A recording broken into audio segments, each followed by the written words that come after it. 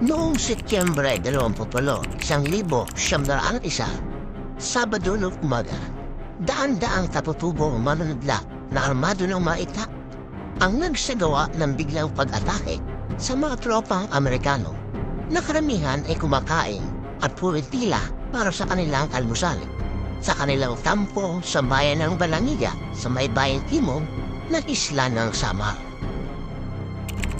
Ito ay nagresulta sa nag-iisang pinakamasamang pagkatalo ng hukbong Amerikano sa Pilipinas na pinaguriang pangyayari sa Balangiga ayon sa opisyal na pag-ulat ng bansang Amerika.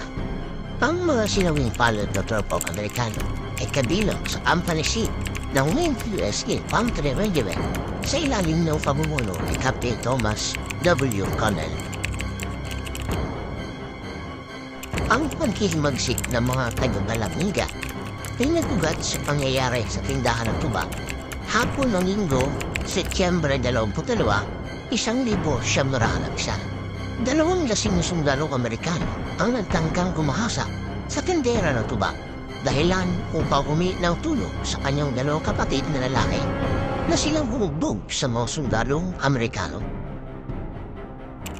Bilang ganti, inabasan ni Captain Connell sa kanyang kasundaluhan na tipunin at ikulong ang lahat ng kalalakihan sa bayan. Kasunod nito ay ipinag-utos din ni Connell na kumpiskahin ang lahat ng matatalas na itak sa bahay-bahay at pagkuha at pagsira ng lahat ng imbahong bigas bilang salisan ng kanilang dignidad. Ang ginawang pagmamayabang kawalang damdamin ni Captain Connell ay nagdulot ng kahihiyan at insulto sa buong komunidad. Dahil dito, ang buong sambayanan ng Balangiga ay nagdesisyong lumabang at ipagtanggol ang kanilang sarili upang ipakita ang kanilang karangalan sa pamamaraan lantad sa publiko.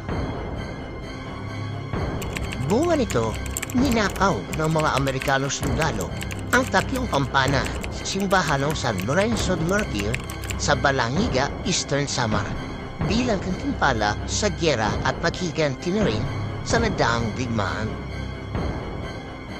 At makalipas ang 117 taong paghintay, noong Disyembre 11, 2018 ay tuluyan na naibalik ng bansang Amerika ang 3 kampana na muling harironggaw sa ating bansa, partikular sa bayan ng Balangiga.